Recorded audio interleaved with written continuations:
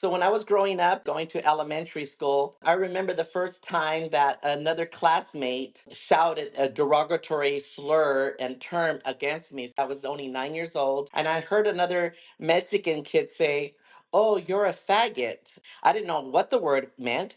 I just knew it was a bad word. Those 4 years in high school was the most anguish, anxiety filled moment in my life because I didn't have any support. I felt I was all alone in this world and nobody understood me. Even though I was bullied and harassed and beaten up, in May of 2005, I received my master's degree in social work from Columbia University. Welcome to Season 6 of the Confessions Podcast. This season, we celebrate the strength, perseverance, and power of transgender women and transgender men living with HIV. April 18th marks National Transgender HIV Testing Day, a time to uplift awareness, encourage health, and honor the incredible trans women and trans men who are leading the way in their communities. But beyond just one day, visibility and recognition matter every single day. Trans women and trans men are thriving, creating change, and building spaces of love, support, and empowerment. This season, we bring you stories of courage, leadership, and the unbreakable spirit of the trans community, shaping the future. Join us as we listen and celebrate their voices. Because when we uplift trans women and trans men, we uplift us all.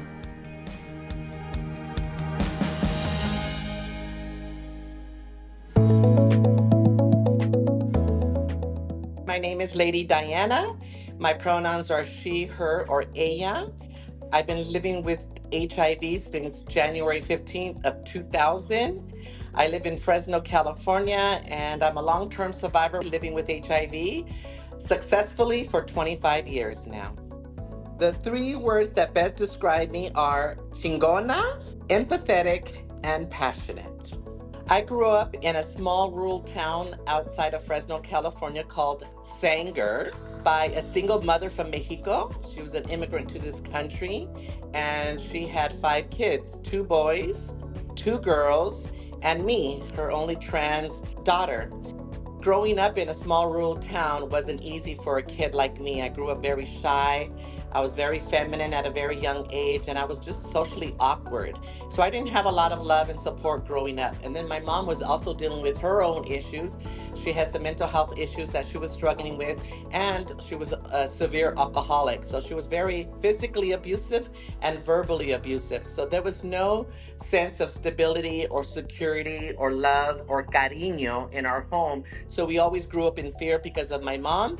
We always tried to be the best kids possible because we knew that my mom would be upset with us if we weren't.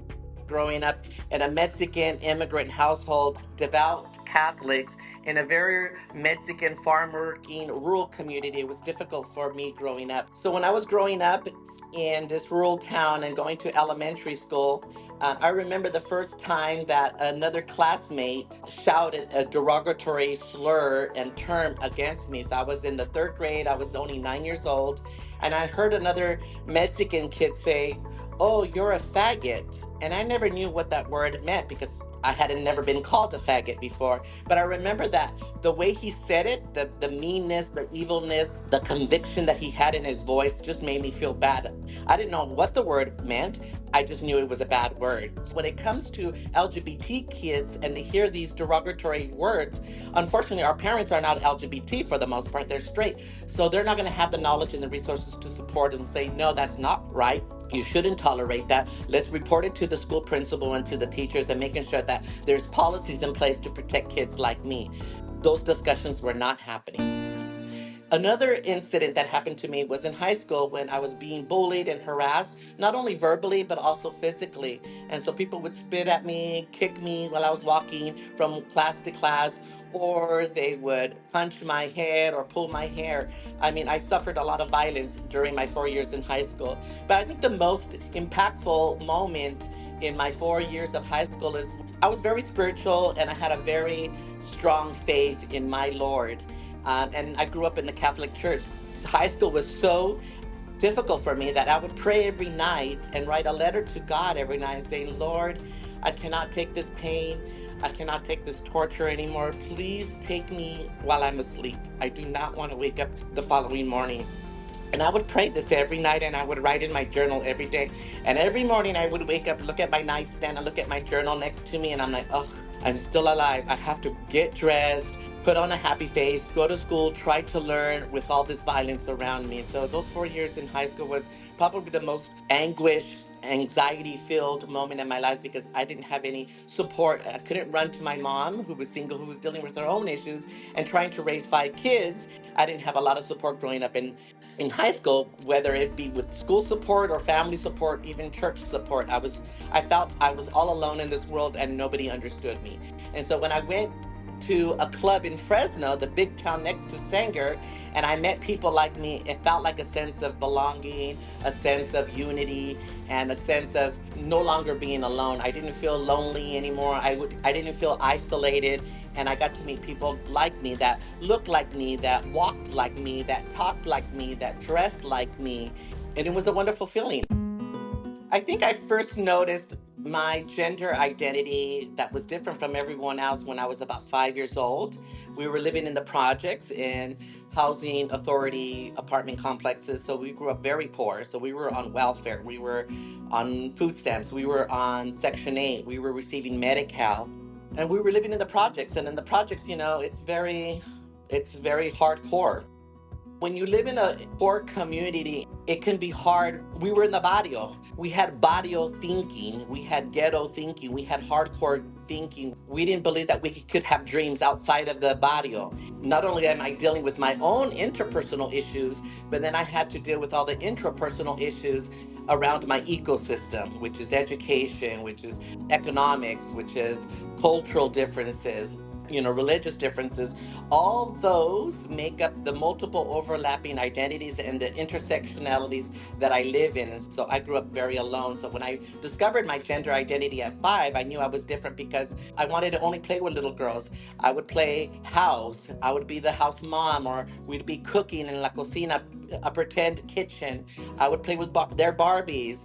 When it came to boy toys like trucks and guns and doing games like cops and robbers or cowboys and Indians, that never really interested me. So those were the things that I knew that I was gravitating to at a very young age at 5 and 6. And then also I walked like a little girl because I remember in high school, boys would ridicule me like in the 3rd or 4th grade saying, hey, you don't walk like that. You're supposed to be a boy, walk like a boy. So I didn't even know there was differences at a very young age of how boys should act and how girls should act. It was me in the 70s and the 80s, and I was just naturally being me. And so I was always ridiculed, even to the fact of how I hold my books. I didn't know that boys are supposed to hold their books on their side by their leg, and girls, we usually hold them up kind of by our rib cage, next to our chest. And even those things were pointed out to me that I didn't know that there was, these socially constructed roles that I had to subscribe to.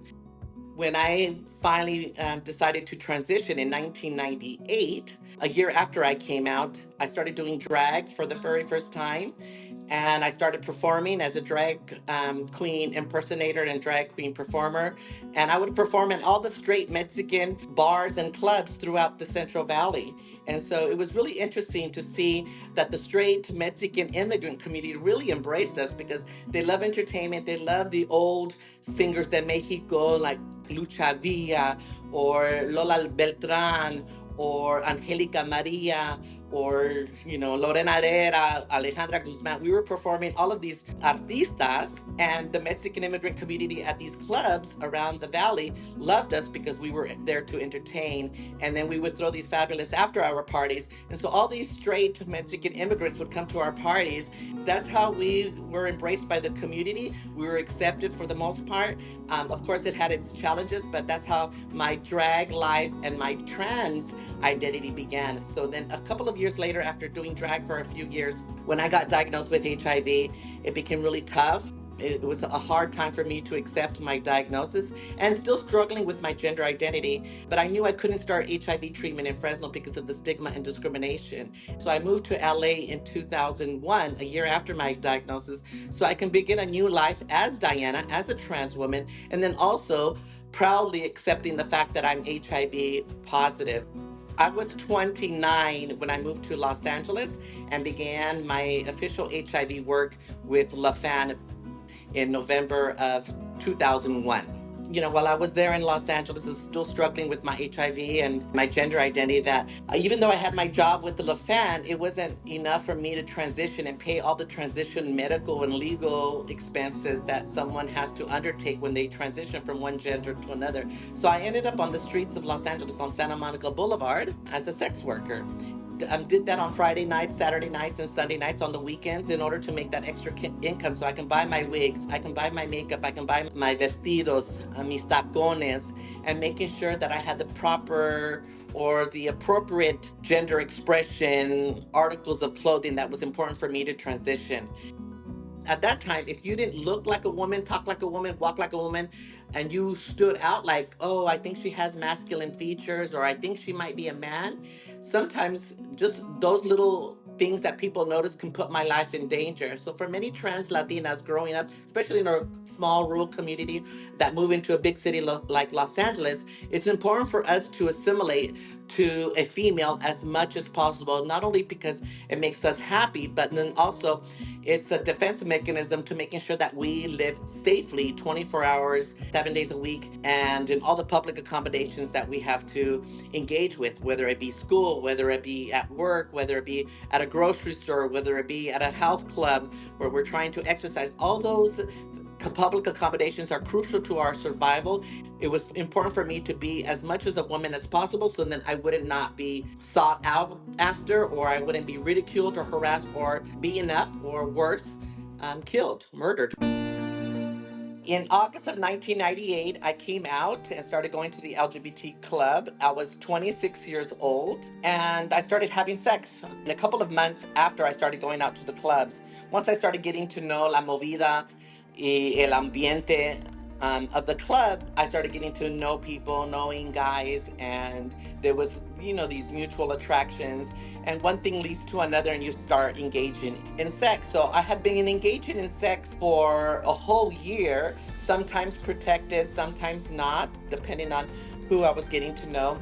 Since I knew I was sexually active and at times I was unprotected, it was important for me to get tested. So I would get tested every 6 months at the local Fresno County Department of Public Health. So in 2000, January of 2000, after about a year and 4 months of being sexually active, I was 27 years old. I went into the county clinic and got tested. And I'm thinking, there's no way that I'm positive. The guys that I dated all had jobs. They were educated. They were very much like me. We were on the same socioeconomic level. I'm thinking, well, I'm a kid from a Mexican mom from Mexico. I grew up in a rural town. We were farm workers during the summer. We grew up poor. HIV is only for white gay men, not for a brown first generation Chicana.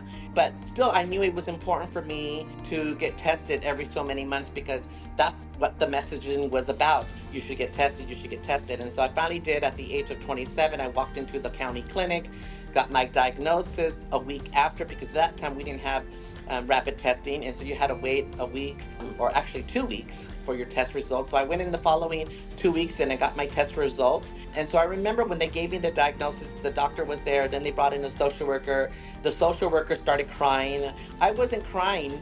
I was, I think, in shock. So I really didn't say much. But she started crying like, oh my God, I'm so sorry you got diagnosed with HIV. So it made me feel bad about myself because I saw her crying. And so I was just like, oh, something's really bad then. If this grown lady is crying. And then the doctor says, these are your numbers, your viral load and your T cells, and you really should start getting on treatment. And I didn't want to. I was just in complete shock. They did a whole investigative background, like, we want to know your lovers' names, we want to know their names, we want to know their addresses. And for me, that scared me because I didn't want to give them my name. I wanted to be anonymous as much as possible, but they wanted all my history. And so it just made me feel awkward and uncomfortable. And that moment became really stressful for me. Because not only did I have to come to terms with me living with HIV, but then they wanted all my personal background information, which I wasn't willing or ready to give. And I thought it was just intrusive and invading my privacy. And I remember when I left there and I gave him half of some of the information. Some of the information I lied. I just wanted to get out of there so I can come home and I can process everything that just happened. And so I remember the following day I was at home at my mom's house visiting her for another reason. And the county vehicle, the public health department county vehicle, came to my mom's house. And the lady, the social worker that was crying at my diagnosis a week earlier, was there. And she's like, hey, we need to follow up on your information. We need all the information of your past lovers. And I'm like, how did you get this address? Like, no, you don't come to my mom's house in a county vehicle. Now my mom suspects something, right? So it was really difficult. I felt like they were persecuting me. I felt like they were invading my privacy, and I had no more decision-making power, or I didn't feel autonomous anymore. So I had a bad taste of how I was diagnosed and the subsequent steps that the county took in order to obtain that information. So it was a very difficult diagnosis. And for the first year, I was in shock and I was in denial. I didn't want to accept that I was HIV positive. So that evening, after coming back from the county clinic, the only person that I was able to confide in was my 18-year-old sister, who's 8 years younger than me. Her and I, we went into her bedroom that night, and I said, Mija, I have something to tell you. Please don't tell mom. Don't tell any of our brothers and sisters. But I did my HIV test, and it came back positive. And so it was the first time that I was able to break down and cry.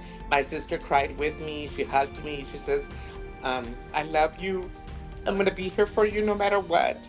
And that made a whole difference, because at least I needed to tell somebody, and I was able to tell my sister, who's, the love of my life, and she's the baby of the family. I'm the oldest one and she's the baby. And so I have a lot of cariño for my little sister. And for her response was so loving and so accepting, made a whole difference. And how I look in the life, right? And making sure that I have people like my sister in my life that's going to push me, that's going to love me and accept me and celebrate me no matter what decision I make or whoever I am. She was able to tell one of my brothers, and my brother and I had a conversation, and he says, hey, sister, I love you no matter what. I think you're a badass chingona. You're the only one that is educated in the familia, and we all look up to you. You've always been a wonderful role model, whether a brother back in our days or a sister nowadays, but we always look up to you. You're the pride of the family. This doesn't change my perception of who you are. Actually, it makes me more connected to you more than ever, and that you could always talk to me about anything. And it wasn't until the following year, in February of 2001, when I was 28 years old, my sister passed away in a car accident. And she was a young mother. She was only 31 years old. She had a 6-year-old and a 7-year-old. She was killed in a head-on car collision, and she left 2 boys behind. And I felt so guilty for being alive because, well, I'm the trans one. I'm the weird one. I'm the sinner, as they say.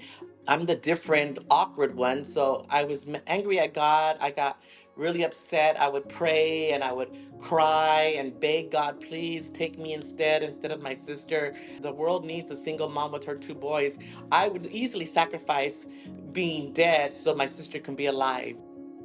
After a few months of continuously crying and begging and yelling at God, I came to realize that for whatever reason, these were the cards that were dealt to me. Growing up by a single mom from Mexico as an immigrant, her dealing with her own issues, and then me dealing with my own issues. It's like if somebody's playing poker, somebody gets 8, somebody gets a jack, somebody gets a king, somebody gets an ace. I got a lot of 2s, 3s, and 4s and 5s. Unfortunately, I didn't have any royal cards in my family. I wasn't raised with a silver spoon. And so when I realized that, hey, this is my life and I'm already 28 years old, I have to make the best of it. I decided, okay, you know what? I'm not going to wallow in my pity party anymore. I'm not going to feel isolated, defeated, and depressed and lonely. I'm going to do something about it.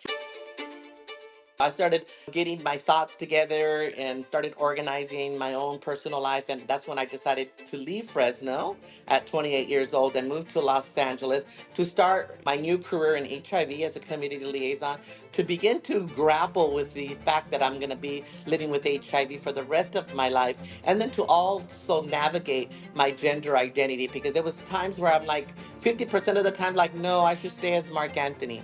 God brought me in the world as Mark Anthony as a male, and I was my mom's first son? Or do I go against everything that I believe in and everything what the world has told me up until my 28th birthday and do something that is for me, that it's going to make me happy and that I know who I truly am? And so I just decided on the latter part to live my life as a woman, as a trans woman, to change my name legally from Mark Anthony to Diana Feliz, and to begin to accept the fact that I'm going to be living with HIV for the rest of my life. The only people in my family that know was my sister and my brother. But I recently posted my 25th anniversary on social media. And so now the next generation of our family, my niece and my nephew, I have a 19-year-old niece and a 17-year-old nephew. And so they got to read my post and they started asking me questions like, hey, Thea, now we know why you always are pushing us to wear condoms, always talking about sexual health, talking about how to be safe, giving condoms, because I give them cases and cases of condoms to give them to their high school friends, give them to their college friends, because I want people to be sexually active and have a really positive outlook on sex, but I want people to be careful, responsible, and safe, not only for themselves, but for their many partners that they're going to have. And I'm so glad that I get to be the tia that everybody comes to with all their issues, because they feel like their parents are very judgmental and critical. But this tia who's been a puta, who has been incarcerated, who's educated, who is a chingona, a lot of my family members come to me for help. When you grow up in a household that there's no safety or security or no love or cariño, you always grow up feeling a little bit of insecure, or you develop this imposter syndrome. You're never going to be good enough, right? And so when I was in high school, I always had college prep classes or advanced prep classes, and I was usually the only Mexican in the class. So from a very young age, I felt like I didn't belong because I was in spaces of white people or white students or white community members. And so that took a toll on me. But when I came out and started developing relationships with people in my community, I felt a sense of belonging, a sense of pride. So when I started working at LAFAN back in 2001, I started going to HIV providers meeting. I got involved in Alianza, the first and only Spanish-speaking HIV conference in Southern California. I was a part of that committee and developed and helped prepare and organize that conference. But nobody knew that I was struggling with my gender identity and my HIV status still at that point. And so I would be a sex worker on the weekends while I was working through LaFan Monday through Friday, 8 to 5. And then on Friday nights, Saturdays, and Sundays, I would go out on Santa Monica Boulevard in Hollywood. So I had that extra income. But because I was working on the streets, as a trans sex worker who's living with HIV, there was a lot of undercover operations, designated a group of police officers to go undercover and pose as clients and entrap transgender sex workers. 3 times in the 6-month period, I was picked up for solicitation or prostitution. And when you're living with HIV, it becomes no longer a misdemeanor, but it becomes a felony. Well, back in those days, in the late 90s, early 2000s, I was incarcerated several times. The last time I was arrested, I was incarcerated at the LA County Jail at the Twin Towers of downtown Los Angeles for 3 months. And I got to meet other trans women who were locked up with me. And they gave me some great advice. They became my mentors in those 90 days. I realized that I have like one foot over here, one foot over here. Like I want to accept my HIV status, but then sometimes I don't want to because there's some stigma and embarrassment and shame still with that. And then same thing with my trans identity. Like, is this really my destiny? Is this really my path that God wants for me? Or should I be the good Catholic and go back to being Mark Anthony, going back to helping my mom con la familia and helping my younger brothers and sisters and be there for my mom? Or do I just be the author of my own life? And at 26 years old, I said, no, enough is enough. I'm going to live for me now. I'm going to do what makes me happy instead of making things happy for everybody else. The challenges for me was these expectations that we have as Mexican family members, Mexican culture, either through school, with family, or Catholic religious upbringings. There's a lot of responsibilities and a lot of expectations placed on us, especially for the women in the family. And so when I transitioned from male to female, I think there was more of an expectation for me, like, okay, she needs to step up as the matriarch of the family because my mom was aging. I now, by default, have become the matriarch of the family. It's so sad that I had to leave my hometown of Fresno, California, and move to a big city, Los Angeles, and then later move to New York because I needed to get away from my family so they were not in my ear all the time, or I didn't feel the guilt or the embarrassment or the shame of letting them down. So those were the challenges, unique challenges when you grow up Mexican, you grow up poor, you grow up as a farm worker, when you grow up in an immigrant household and very Catholic. There's certain obligations that you don't see in other cultures and you don't see it with other ethnic groups or races. And I've had my ups and downs. I've had my successes. I've had my failures. I was a sex worker. I was incarcerated. I've been raped and physically assaulted 4 times throughout my life as a trans woman. I carry that post-traumatic stress all these years. And then I try to reconcile who I am as Diana with God and my relationship with my higher power. I don't practice religion anymore. I'm more of a spiritual and pray to God and cry to God every day or every night. I just don't want to practice any type of man-made religion anymore.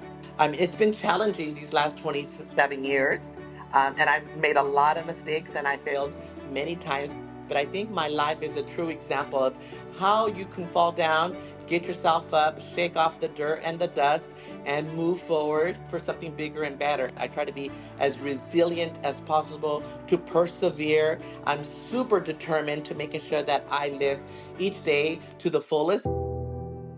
Unfortunately, the political climate that we live in now, especially with this new political administration we have in this country, with so many executive orders that are happening, it's caused a lot of anxiety, a lot of stress, a lot of anguish, a lot of harassment and torture. And I think now we're seeing the decline in human rights, and not only LGBT people or trans people in particular, but we're seeing attacks on our immigrant communities, on diversity, equity, and inclusion policies, on BIPOC author books in school libraries. We're now eliminating the possibility of multiple genders. So it's been a really difficult time ever since he's been elected. We have a huge battle in front of us for the next 4 years.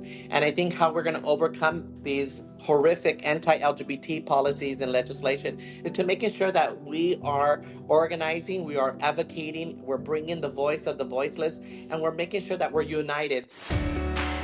The earliest achievement I had was when I was in 6th grade and I received the Student of the Year award in my last year in elementary school. I was proud, I was happy. I ran home with this, it was a big trophy, it was half the size of me. I was a short little kid growing up. And then 2 years later, in my 8th grade graduation from junior high school, I received another Student of the Year award for my academic achievements. And then in my college, I received my AA degree at a junior college. Actually was nominated, voted as the homecoming king when I was 20 years old when I graduated from Kings River Community College. Throughout my academic experience, even though I was bullied and harassed and beaten up, there was some moments of achievements and some milestones that I was able to achieve regardless of my upbringing. And then my huge achievement or milestone, me receiving my bachelor's in social work from Cal State Los Angeles in 2004, 2 years of when I was released from county jail, was a huge success. And in the following year, in May of 2005, when I was just 33 years old, I received my master's degree in social work from Columbia University. I think for me, educationally, that has been my most amazing achievement. On top of my full-time job at Gilead Sciences, I have enough time to open up a nonprofit organization. And we opened up Casita Feliz to making sure that we're providing health services, social and recreational services to our community. It's been a 25-year-long dream of mine. Now we provide all our services out of our new office building here in the Tower District downtown area. This is the first time that we have an LGBT center focusing on the Latino, Latina, Latina needs in Fresno and the surrounding areas. My words of advice for you to have the best life possible is, number one, to love yourself. Everything begins with amor, with love. And if you don't have love, or you didn't have love growing up, or you weren't given love when you were growing up, that's okay. We all have a household, and we all have experiences, and we all have a past. But as an adult, it's our responsibility now to learn what love is, to be on the path of self-love and self-acceptance. Because without love, you can't do anything else in life. second word of advice is accept who you are and celebrate. Sometimes there's going to be some good parts of who we are, some not so good parts, some things that we're still ashamed of, we're still embarrassed about, we're still stigmatized, we're afraid about. You have to let that go. My last word of advice is surround yourself with people who are going to love and support you, that are going to be your biggest cheerleaders.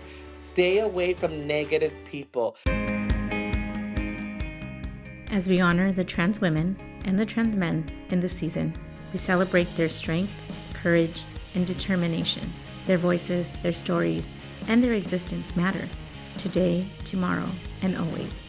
Trans visibility is more than recognition. It's about ensuring that trans women and trans men have access to healthcare, safety, and the respect they deserve. It's about celebrating their leadership, their joy, and their undeniable impact in shaping a better world. We hope these conversations have inspired you, challenged you, and reminded you that we all have a role to play in creating a more just and inclusive society. Now, more than ever, we must be stronger allies, listening, supporting, and standing alongside the transgender community in the fight for equity and dignity. Thank you for listening. Share these stories, continue the conversation, and most importantly, take action, because visibility is power, and trans women and trans men are unstoppable.